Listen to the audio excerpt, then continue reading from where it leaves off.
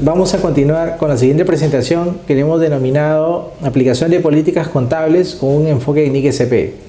Entonces, como ustedes recordarán, conforme a las presentaciones previas, el párrafo 4.1 del Decreto Legislativo 1438 define el Sistema Nacional de Contabilidad como un conjunto de principios, normas, procedimientos, ¿no?, que permiten el registro contable de las transacciones, de las operaciones económicas de las entidades en el marco o en el contexto del marco normativo internacional vigente. Entonces, cuando el Decreto Legislativo 1438 se refiere al marco normativo internacional vigente, precisamente se está refiriendo a normas de línea mundial, ¿no?, como la NIC-SP. Las NIC-SP son un conjunto de normas particulares para entidades del sector público o para las entidades de gobierno, para las entidades gubernamentales, que es precisamente ese aspecto que vamos a revisar, que vamos a desarrollar a continuación. Entonces, ante las preguntas de cuál es la base contable que se viene aplicando, ¿no?, en el Perú, les comento que la base contable que nosotros aplicamos acá en el Perú desde hace mucho tiempo, ¿no?, desde hace mucho tiempo es la base contable de vengado. Nosotros en el Perú no tendemos hacia la base contable efectivo. Más allá que algunas operaciones ocasionalmente las entidades las tratan bajo el criterio de efectivo. Entonces ustedes saben que bajo la base contable de vengado las transacciones y otros eventos se reconocen cuando suceden y no necesariamente cuando se cobran o cuando se pagan, sino cuando suceden. Es decir, se reconocen en los periodos con los cuales guardan relación. Ante la pregunta ¿qué modelo contable venimos aplicando o qué modelo contable viene aplicando la entidad? Les comento, y es preciso aclararlo, que las entidades del sector público peruano hasta ahora continúan aplicando un modelo contable basado en principios de contabilidad generalmente aceptados. Y esto está regulado por el ente rector, por la Dirección General de Contabilidad Pública, en la Directiva de Cierre Contable del año 2019, en la Directiva 4-2019. ¿no? La Directiva 4-2019 EF 5101, que es que comprende algunos aspectos de los que vamos a revisar a continuación. Entonces, la revisión de las diapositivas a continuación, ¿no?, la casuística a continuación, tiene mucho que ver con la Directiva de Cierre Contable, y como ustedes sabrán, y por presentaciones previas, esta Directiva de Cierre Contable está muy alineada o trata en lo posible de alinearse al marco normativo internacional. Por eso es que esta presentación la hemos denominado como aplicación de políticas con enfoque en NIC-SP. Entonces, las NIC-SP, es decir, las normas internacionales de contabilidad del sector público, son normas internacionales que han sido diseñadas para regular la contabilidad y la información financiera de las entidades del sector público en el mundo. Estas NIC-SP han sido emitidas por un organismo que es el IPSAS-B. El IPSAS-B es un organismo, es una junta, es un consejo de normas independiente, asociado, adscrito a la Federación Internacional de Contadores, a la IFAC. Las IPSAS-B se basan principalmente en las IFRS, es decir, en las NIF. Pero como ustedes saben, las NIF no son emitidas por el IFAC, o sea, por el IPSAS-B. Las IFRS, las NIF, son emitidas por el IASB, ¿no?, que es también un organismo de talla mundial. Entonces, las IPSAS o las NIC-SP se basan en las IFRS o en las NIF, por eso es que se parecen mucho. Sin embargo, dada la naturaleza del negocio en el sector público, o sea, dadas las características del sector público propiamente dicho, ¿no?, hay algunos aspectos en los cuales las NIC-SP tienen que diferenciarse de la normativa, de la regulación que está contenida en las NIF, en las IFRS. Entonces, en muchos aspectos se parecen, pero en algunos otros aspectos es necesario que las NIC-SP adopten política propia con fines de la contabilidad de las entidades de gobierno. Hasta ahora, la Dirección General de Contabilidad Pública ha emitido una serie de resoluciones desde el año 2002 hasta el año 2018 En este tiempo, la Dirección General de Contabilidad Pública ha venido oficializando normas internacionales de contabilidad del sector público a través del Consejo Normativo de Contabilidad y de la misma Dirección General de Contabilidad Pública.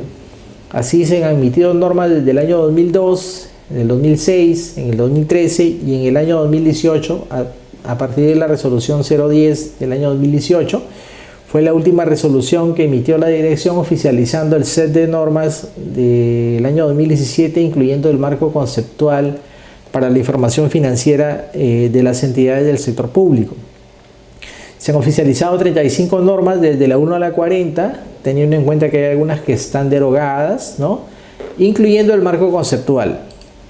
Entre las normas que la Dirección General ha ido oficializando, ¿no?, se encuentran estas. Acá tenemos un listado desde la 1 a la 21, teniendo en cuenta que las normas 6, 7 y 8 fueron derogadas, ¿no?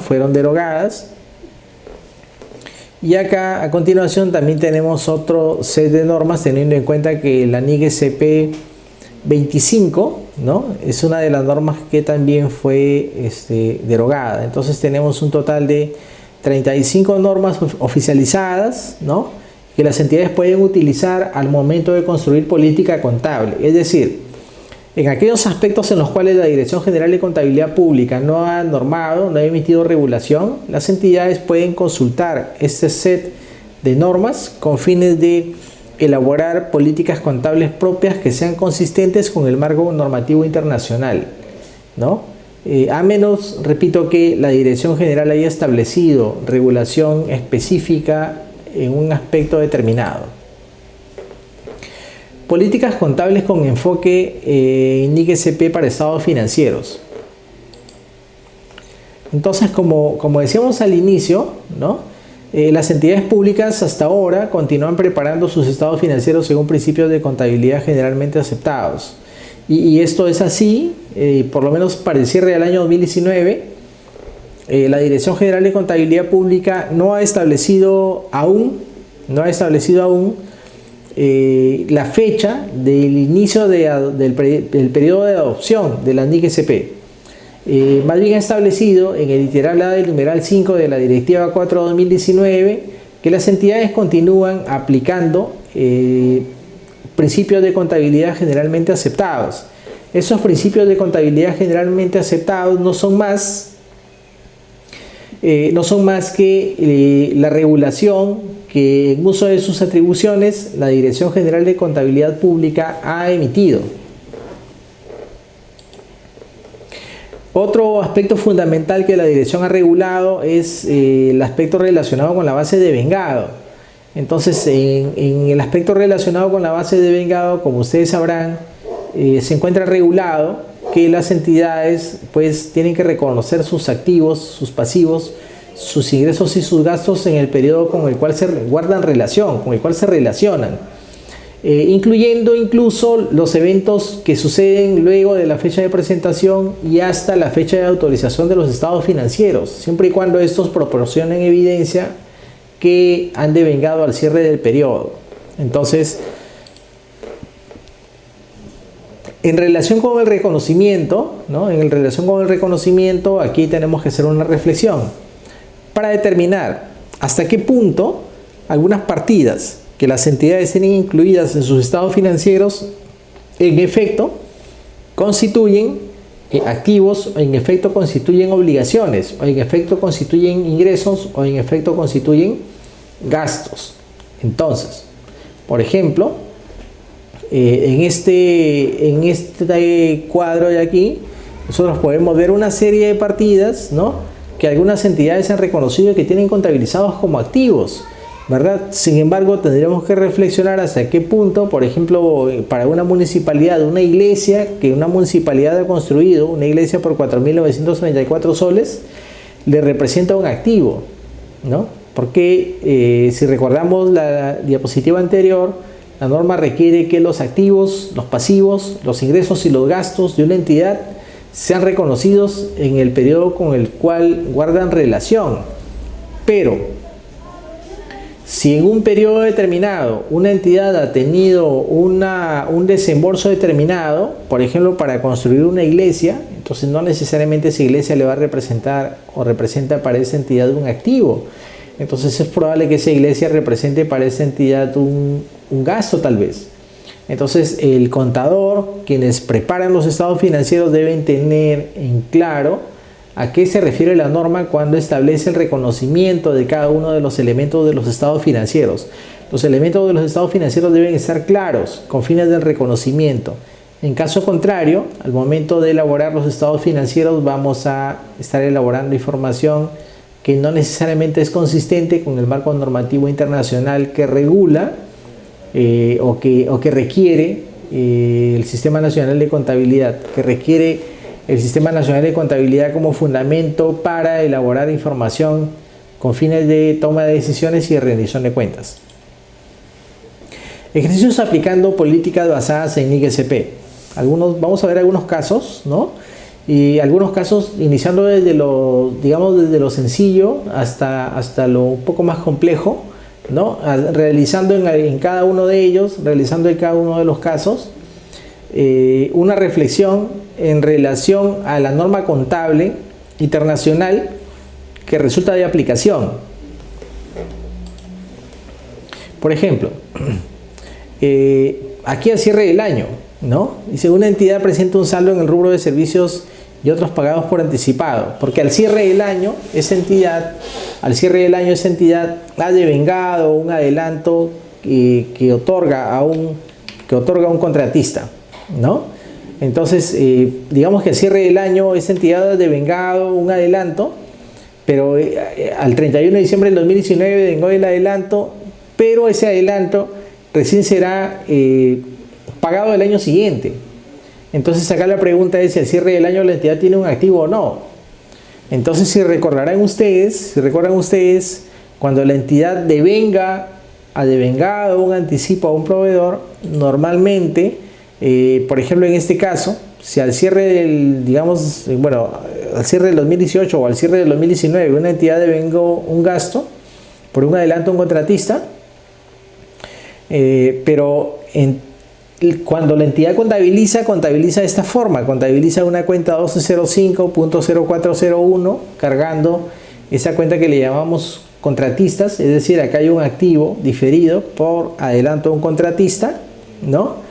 Con abono, o sea, con crédito a una cuenta 21030201, que es la cuenta del primer asiento, ¿no? O es la segunda cuenta del primer asiento, ¿no? Que es una obligación por pagar, por concepto de activos no financieros, por pagar por 50 millones de soles, ¿verdad? Entonces, con el primer asiento se genera solamente con el hecho de haber devengado. Entonces, si ustedes recuerdan, por el solo hecho de haber devengado, este activo que está siendo contabilizado al debe y este pasivo que está siendo contabilizado al haber, le van a requerir a la entidad que presente estas posiciones al cierre de los estados financieros, es decir, al 31 de diciembre del año 2019, la entidad tendría que presentar un activo por 50 millones y un pasivo por 50 millones. Sin embargo, también nos dicen en este caso que este pasivo recién se está pagando el año siguiente, ¿no? Porque al cierre del año lo único que ha hecho la entidad es devengar. Entonces, si este es el caso, les comento que la entidad no tiene al cierre del año un activo, porque en condiciones normales un activo como un activo diferido, solamente surge cuando la entidad paga. Y el solo hecho para la entidad de haber devengado, no le genera a la entidad una posición activa. Es decir, sería un error que al cierre del año la entidad presente un activo y un pasivo por 50 millones. Un activo que no guarda la definición, un activo que no cumple la definición. Recuerden ustedes que un activo es un recurso controlado por la entidad, derivado de hechos pasados, del cual en el futuro la entidad espera obtener un beneficio económico o un potencial de servicio. Y en este caso, esa posición 1205 por 50 millones de soles no cumple la definición. ¿verdad? Porque en el caso puntual del que estamos hablando, ese activo solamente surge cuando la entidad entregue el dinero al contratista y no antes.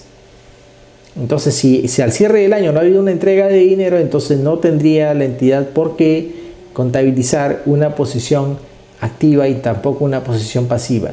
Entonces, ¿qué debería hacer en ese caso la entidad? Esos saldos debería al cierre del año revertirlos.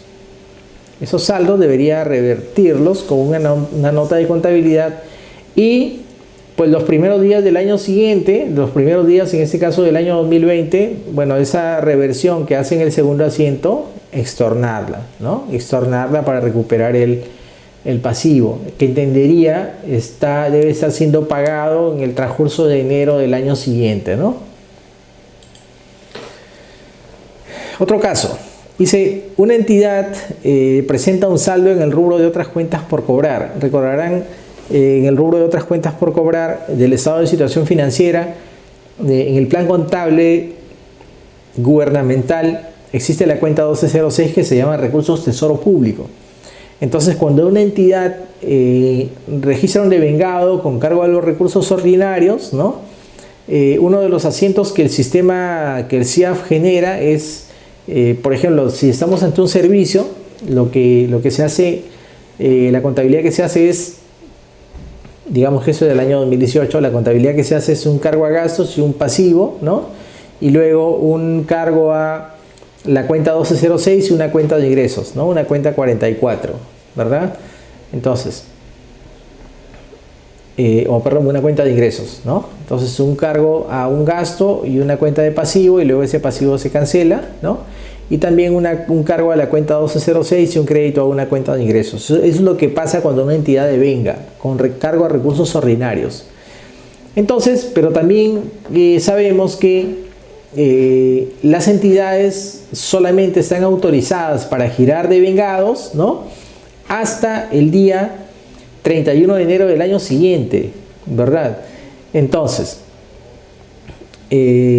no se olviden que en este caso del cual estamos conversando, la entidad tiene una posición al debe, una posición activa en la cuenta 1206, por devengados que ha registrado, ¿sí? Por devengados de años anteriores. Pero miren, esos devengados de los cuales estamos hablando corresponden al año 2014, 15, 16, 17 y 18. Es decir, devengados de años anteriores, que a la fecha no han sido girados. Entonces acá la pregunta es si la entidad tiene activos y tiene pasivos, ¿no? Entonces acá la respuesta es la siguiente. A ver, dice, el plan contable gubernamental establece que el saldo de la cuenta 1206 representa fondos de la fuente de financiamiento de recursos ordinarios asignados a una entidad para el pago de obligaciones. En el estado de situación financiera, en casos excepcionales, cuando existan saldos en esta cuenta 1206, estos saldos se presentan en el rubro otras cuentas del activo corriente, ¿no? Otras cuentas del activo corriente. Entonces, ¿qué pasa? Es que esa entidad tiene devengados del año, pongamos devengados del año 2014. Como ustedes saben, esos devengados del año 2014 hubiera yo podido girarlos durante los primeros meses o durante el primer mes del año 2015. O igual, esos devengados del año 2018 yo hubiera podido girarlos hasta el 31 de enero del año 2019, ¿no? Y quiere decir que a partir del 1 de febrero del año 2019 ya no podría girar esos devengados. Pero sin embargo, por el solo hecho de haber devengado, esa entidad tiene una posición activa en la cuenta 1206, o sea, tiene un activo en la cuenta 1206.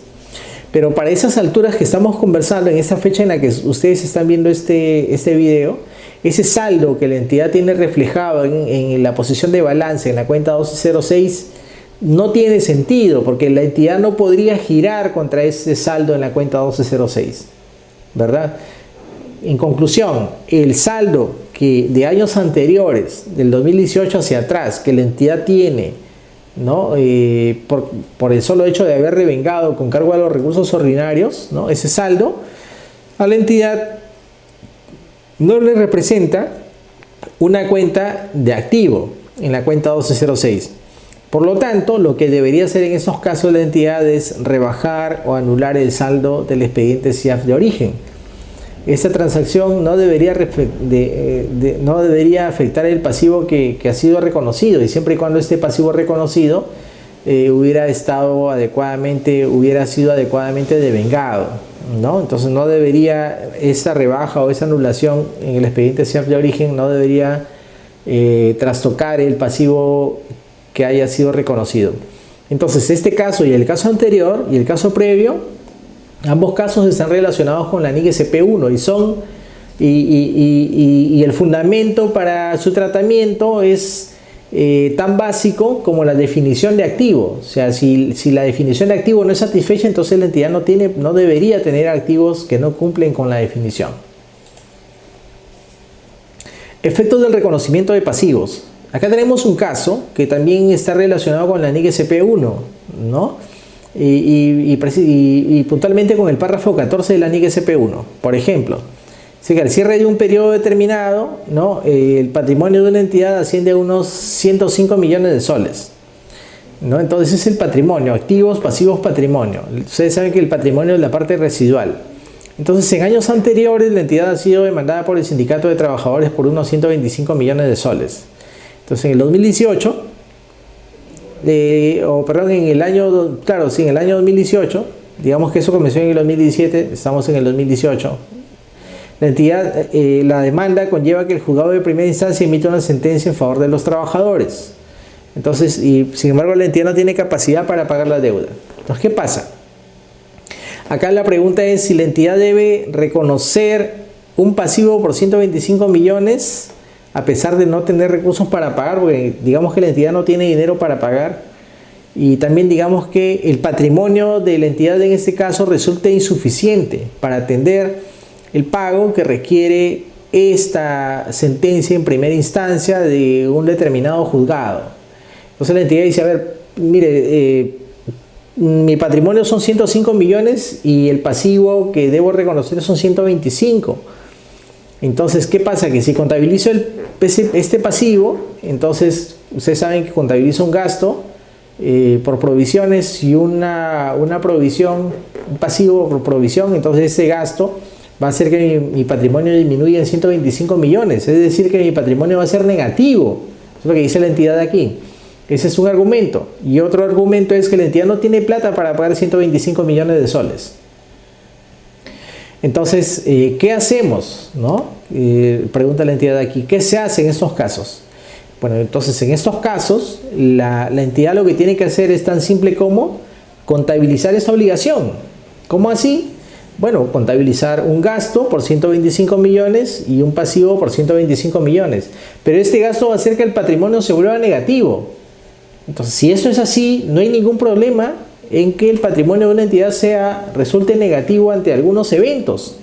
Por ejemplo, aquí tenemos un fundamento en el párrafo 14 de la norma 1 de la NIC SP1, en el cual se indica que el término de los activos netos o patrimonio se usa en la presente norma, en la NIC SP1, presentación de estados financieros, para referirse al valor residual resultante en el estado de situación financiera, es decir, activos menos pasivos. En este caso, los activos netos patrimonio pueden ser positivos o negativos. Entonces, es decir, el patrimonio puede ser positivo o en algunos otros casos puede ser negativo, como es este el caso. Se pueden utilizar otros términos en lugar de activos netos patrimonio, siempre y cuando su significado quede claro. Es decir, la entidad no tiene por qué limitarse a contabilizar pasivos en función a la capacidad que tiene para pagar o en función a la capacidad que tiene para afrontar desde el punto de vista del patrimonio. Si el patrimonio termina resultando negativo, bueno, tendrá que la entidad reflejarlo así. No hay otra forma de contabilizar una obligación. Las obligaciones de la entidad tienen que ser reconocidas, tienen que ser contabilizadas, no tendría por qué ser distinto. Efectivo a cambio de servicios futuros.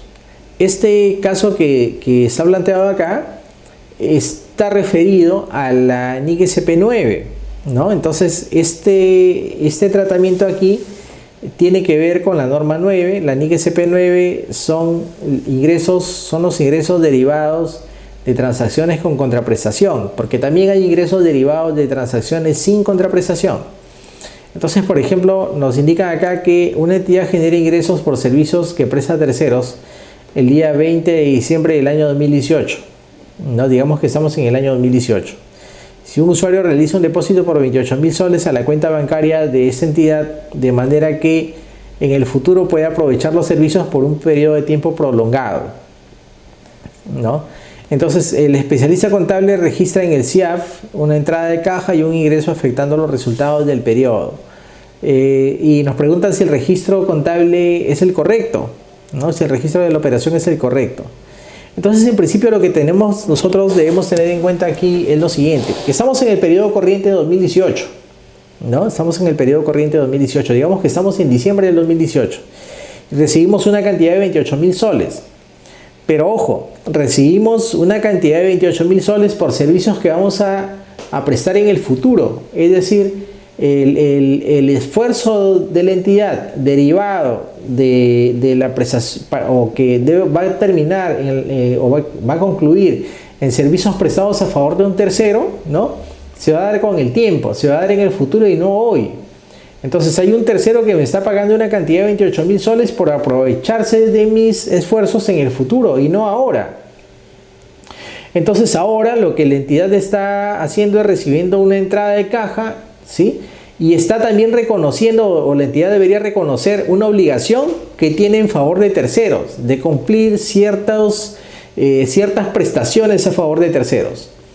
En conclusión, conforme al párrafo 19 de la NIC SP9, ¿no?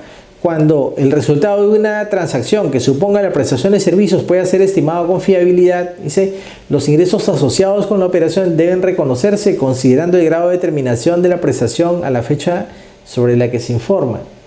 Es decir, que los ingresos solamente deben ser reconocidos en función al grado de terminación de la prestación. Y si al cierre del año la entidad no ha terminado ninguna prestación, entonces no tendría por qué reconocer ningún ingreso. Mejor dicho, en este caso en puntual, ¿no? La entidad no debe reconocer un ingreso cuando cobra 28.000 soles. Es decir, no toda entrada de caja, como nosotros sabemos, y conforme a la base contable de vengado y al literal B del numeral 5 de la Directiva 4/2019, ¿no? No toda entrada de caja representa para la entidad un ingreso. Hay ingresos que se van devengando con el tiempo. Este es uno de esos casos. Así, por ejemplo, el grado de terminación o prestación de los servicios es fundamental para reconocer los ingresos. Los depósitos percibidos en una cuenta bancaria no necesariamente constituyen ingresos, sino hasta que el hecho generador de esos ingresos se haya producido. Y en este caso, ese hecho generador de esos ingresos se va a producir en un futuro. Ingresos derivados por depósitos a plazo fijo. Este caso tiene que ver con la aplicación de la NIC SP9. La NIC SP9 es una norma contable que está orientada al tratamiento de transacciones con contraprestación. Por ejemplo, yo deposito una cantidad de dinero en el banco y el banco tiene una obligación de pagarme intereses. Entonces ahí hay una contraprestación. Deposito dinero y tienen que pagarme intereses, ¿no? Esa es una contraprestación.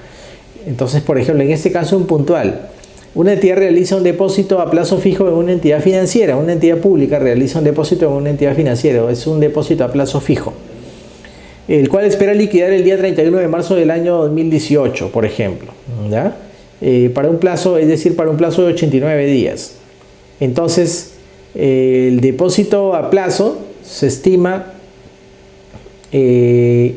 liquidar el día 31 de marzo del 2018 y la apertura de la cuenta es el 1 de enero, es de 89 días.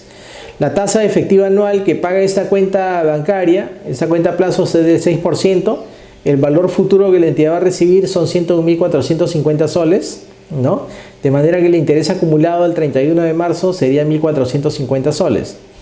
Entonces aquí la pregunta es si en enero del año 2018 el importe de 1.450 soles constituye una cuenta por cobrar y también ingresos diferidos a favor de la entidad. Esa es la primera pregunta, ¿no? O si la entidad pregunta si debe contabilizar 1.450 soles a finales de marzo cuando el banco desembolse el importe de los intereses. Entonces, es decir, contabilizar, por ejemplo, una entrada de caja y una cuenta de ingresos financieros. recién a finales de marzo.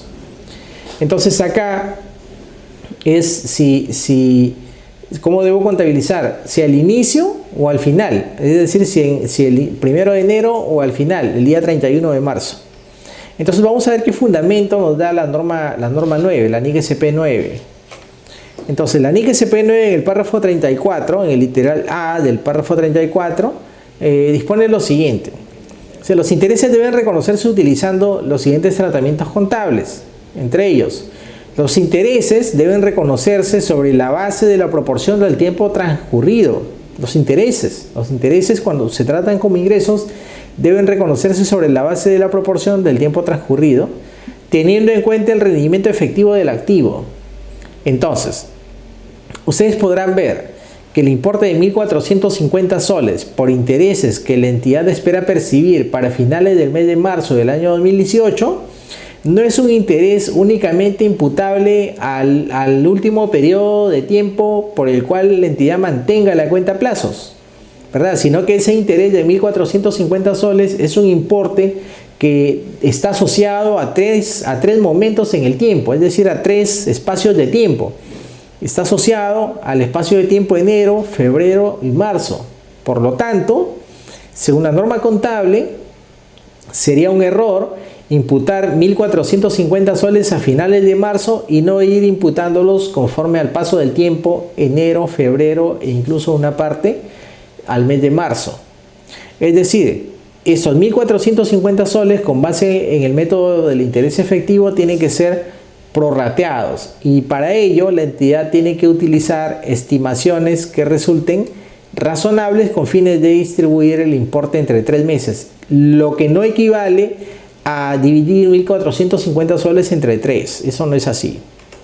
Entonces, en este caso, el interés imputable al mes de enero sería el interés de 30 días corridos, que asciende a 486 soles. Esto es, interés del 1 de enero al 31 de enero, tiempo en el cual corren 30 días al 6%, utilizando la tasa del método de interés efectivo.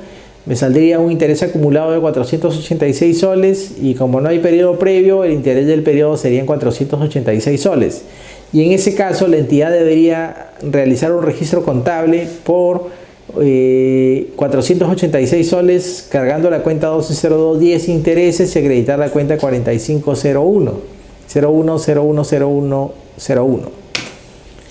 Para el mes de febrero, ¿no? Tendríamos que realizar un cálculo del periodo que corre entre enero y el 28 de febrero, realizar un cálculo acumulado, ¿no? En este caso tenemos un interés acumulado para 58 días, teniendo en cuenta que para el mes de enero ya corrieron 486 soles contra un interés acumulado de 942, el interés del periodo resultante sería de 456 soles. Esos son los intereses que resultarían imputables al mes de febrero y por los cuales yo debería realizar un cargo a la cuenta 120210 intereses y un abono a la cuenta 4501. Es decir, vamos contabilizando 486 soles de intereses para enero, 456 soles de intereses para el mes de febrero y para el mes de marzo vamos a calcular el interés corrido para 31 días, ¿no?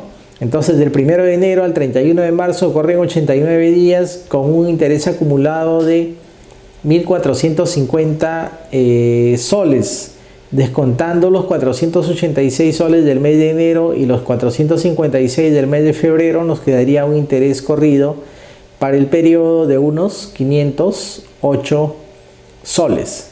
Entonces, esto aplicando la tasa de interés efectiva, ¿no? El método de interés efectivo.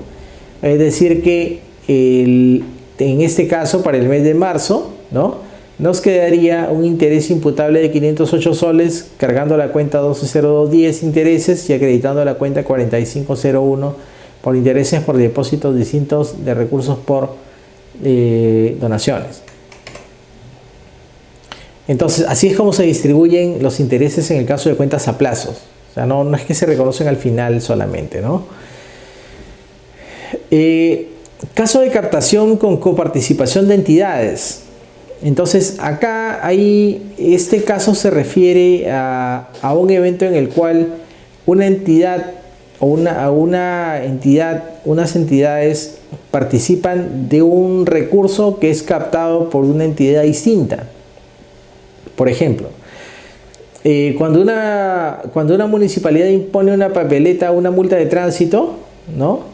Esta multa, este efectivo derivado de esa infracción, de esa multa de tránsito, es distribuida entre varias dependencias. Por ejemplo, una parte va al Ministerio de Transportes, otra parte va a la municipalidad, otra parte va a la Policía Nacional, ¿verdad? Entonces, hay ingresos en los cuales la entidad, hay una entidad recauda, ¿sí? Una entidad recauda, pero que no son enteramente de disposición de la entidad que recauda, sino que hay entidades que coparticipan. Por ejemplo, cuando nosotros pagamos un derecho por la emisión del Documento Nacional de Identidad, del DNI.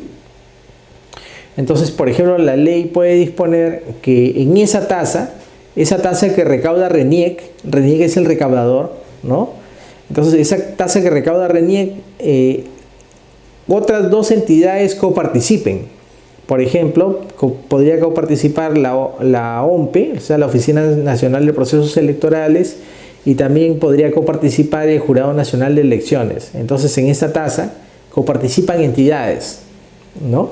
O por ejemplo, en el caso del impuesto predial, en el caso de aquellas entidades que tienen fondos de inversión, ¿no? Cuando una municipalidad provincial recauda impuesto predial, ¿no? Impuesto de alcabala, ¿no? Una municipalidad provincial recauda impuesto de alcabala, y cuando en la provincia existe un fondo de inversión, por ejemplo, en Lima tenemos el Fondo de Inversiones Metropolitano, el Invermet, o en el Callao tenemos el Fondo de Inversiones del Callao, el FINVER, ¿no? Entonces la norma manda que cuando se recauda impuesto de alcabala y existe un fondo de inversiones de la municipalidad provincial, entonces ese impuesto de alcabala, ¿no? Por venta de inmuebles, ¿no? En una determinada jurisdicción, por ejemplo en un distrito, el 50% de la distribución de la captación de ese impuesto, el 50% se ha destinado, dice la norma, a la municipalidad distrital donde se ubica el inmueble que ha sido objeto de venta, y el otro 50% se ha distribuido a la municipalidad provincial para ser destinado al fondo de inversiones. Entonces, pero ¿por dónde? O sea, ¿cuál es el punto de captación? ¿Por dónde entra la recaudación? Por la municipalidad provincial. Entonces, cuando anteriormente, ¿no? La municipalidad provincial captaba ese dinero, ¿no? Y lo que hacía era, digamos, realizaba una captación de unos, 100.000 soles, ¿no? 100.000 soles, y cuando transfería ese recurso de esos 100.000 soles a la municipalidad distrital, lo que hacía era captaba 100.000 soles y ejecutaba un gasto por 50.000 soles cuando transfería, ¿no? Cuando consideramos que eso es un error. ¿Por qué?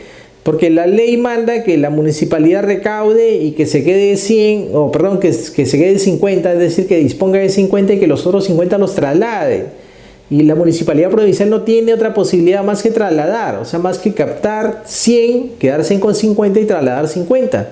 Mejor dicho, esos 100 de captación que ingresan a las arcas de la municipalidad provincial no son enteramente de su disposición. Por lo tanto, consideramos que esos 100 de entrada a la caja de la municipalidad provincial no son ingresos de la municipalidad provincial por el íntegro, sino son ingresos solamente por el 50% tal como manda la ley, ¿verdad? Es decir, si bien la municipalidad provincial tiene una entrada de caja de 100, tiene a la vez un pasivo de 50 y un ingreso por 50. Porque repito que la municipalidad provincial no tiene otra forma de actuar más que recibir y trasladar fondos, nada más. ¿Sí? Entonces, en este caso en puntual, la entidad nos preguntaba si debe registrar ingresos por 100 y el 50 a las entidades beneficiarias como gastos, o si debe registrar ingresos por 100 y el 50 que traslada a las entidades beneficiarias rebajar el ingreso, o si debe registrar 50 como ingresos y 50 como pasivos a las otras entidades, a las entidades beneficiarias. Entonces aquí el tratamiento más adecuado es el tercero, en el cual el captador debe registrar ingresos como por el 50% y el otro 50% que corresponde ser trasladado a terceros, ¿no? A terceras partes, constituyen pasivos para la entidad que capta el importe que la ley manda que sea distribuido a favor de terceros. Entonces, por ejemplo, en este caso, ¿no? El 50% constituye ingreso de la entidad X, ¿no? De la primera entidad de la que capta y debe ser tratado como tal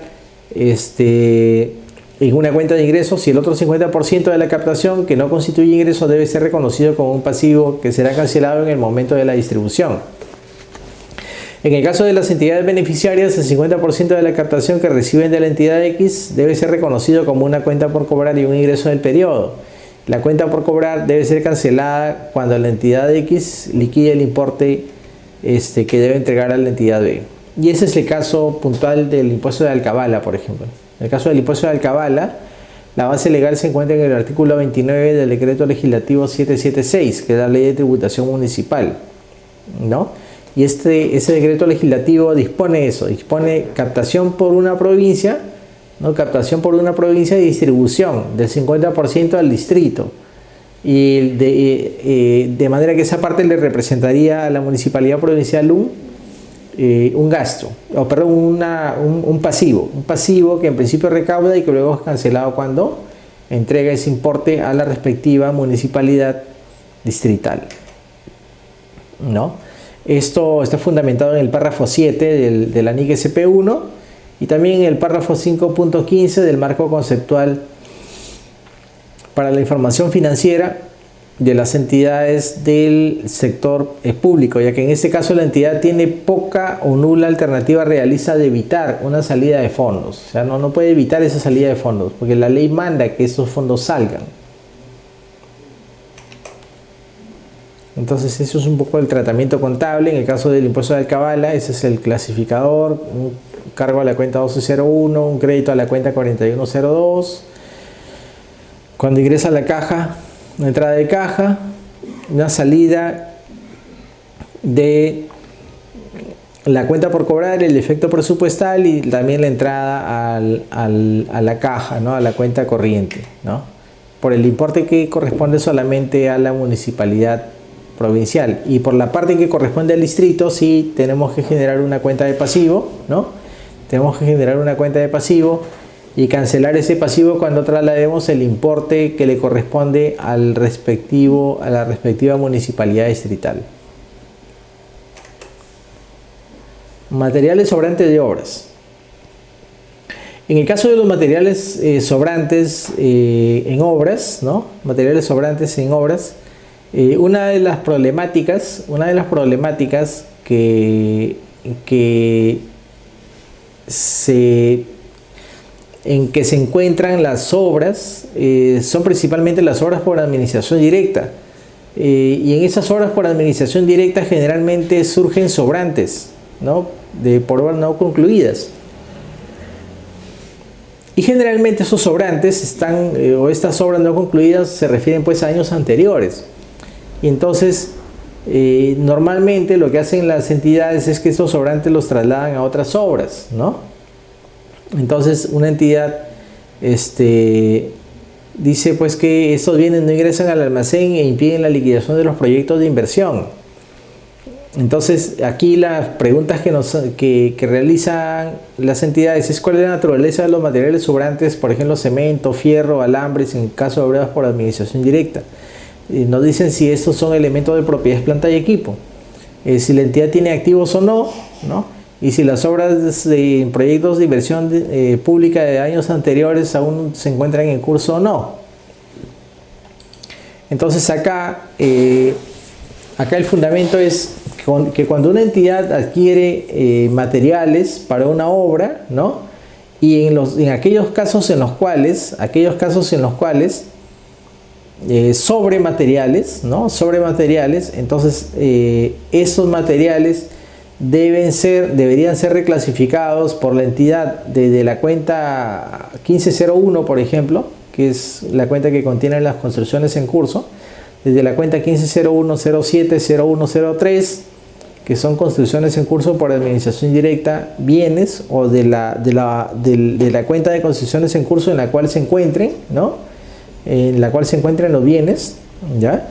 Entonces, que estos saldos deban ser reclasificados desde la cuenta de construcciones en curso hacia la cuenta 1301-1105. Esa es la cuenta 1301-1105, otros materiales de mantenimiento. La cuenta 1301-1105, esa es una cuenta de suministros diversos. Entonces, estos materiales sobrantes de obra no son más que suministros diversos. Entonces, así se le está tratando. ¿Y por qué? Conforme al párrafo 9 de la NIC SP2, los inventarios son activos en la forma de materiales o suministros para ser consumidos en el proceso de producción, ¿no? En la forma de materiales o suministros para ser consumidos o distribuidos en la prestación de servicios, materiales conservados para su venta y distribución en el curso ordinario de las operaciones o en proceso de producción para su venta o distribución. Entonces, en este caso, estos materiales sobrantes de obras se recomienda a las entidades que sean reclasificados en una cuenta de inventarios 1301, 1105. Y el destino que la entidad deba darles a estos activos es el destino, pues, que debe estar indicado en una directiva interna. Entonces, en este caso, el Ministerio de Economía no regula el destino de esos materiales sobrantes de obras, pero sí corresponde que la entidad adopte una política con relación al tratamiento de estos activos desde inventarios, y desde ahí poder utilizarlos tal vez en algunas otras obras o en mantenimiento de algunos proyectos que requieran, de manera que pueda minimizarse o pueda reducirse el costo de proyectos, de nuevos proyectos, o el costo de mantenimiento de obras, ¿no?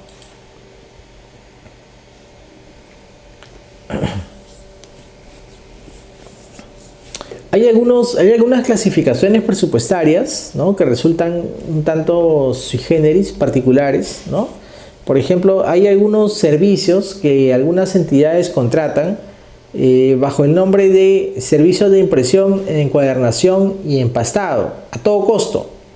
Servicios de impresión, encuadernación y empastado. Y, por supuesto, ya que la clasificación presupuestaria en el maestro del clasificador presupuestario está indicado como servicio de impresión, encuadernación y empastado, entenderíamos que ese es un servicio propiamente dicho, ¿no? Sin embargo, en la práctica hay muchas entidades que utilizan clasificadores como este, ¿no?, que para el año 2019 el código del clasificador ha cambiado un poco, ¿no? Entonces hay entidades que utilizan esos clasificadores, pero con una naturaleza distinta. Entonces dice que cuando se afecta a ese clasificador, alguna entidad pregunta, cuando se afecta a ese clasificador, cuando se afecta a un clasificador como este, resulta que de ello se deriva que la entidad recibe una serie de bienes, ¿no? Ya que dice servicio de impresión, encuadernación y empastado, la entidad recibe, por ejemplo, libros, y esos libros son ingresados con una nota de entrada al almacén. Tomando como referencia la nota de entrada al almacén, finalmente lo que la entidad recibe son bienes. Entonces, en ese sentido, si aplicamos un poco el criterio de esencia o fondo sobre la forma, este criterio de la NIC SP1, ¿no?, establece lo siguiente: que si la información sirve para representar fielmente las transacciones y demás sucesos que se pretende reflejar, es necesario que esos se contabilicen y presenten de acuerdo con su esencia y realidad económica, y no meramente con su forma legal. Entonces, la esencia de las transacciones no siempre es coherente con la forma legal, o en este caso con la forma presupuestaria que hayan podido adoptar. Es decir, la entidad contrató, por ejemplo, el servicio de impresión de libros a todo costo, impresión, encuadernación y empastado, por unos 243.000 soles. El proveedor lo que entregó fue bienes, fueron libros. Entonces, en los sistemas, en el aplicativo, en este caso en el CIAF, cuando la entidad contabiliza esta transacción, al ser una transacción de servicios, Normalmente lo que se hace es cargar una cuenta de gastos 5302, una cuenta de gastos contra una cuenta de pasivo, lo cual no necesariamente es correcto, ¿no? Porque estamos ante libros que la entidad recibe. Entonces hay que ir más allá de la forma que adopta la transacción. La forma que adopta la transacción es una forma de servicio, pero en realidad la entidad está recibiendo bienes. Por lo tanto, en este caso corresponde que la cuenta del primer asiento, la primera cuenta, la cuenta del debe del primer asiento, sea revertida y en este caso sea compensada, sea reclasificada a una cuenta 1303010201 de textos escolares con crédito a la cuenta 53020404. De manera que en la posición de balance, ¿no? De manera que en la posición de balance se vea que esa entidad al cierre de un periodo tiene inventarios por distribuir, ¿no? Que en esencia está comprando inventarios, más allá de lo que la forma presupuestal en la transacción pueda haber reflejado.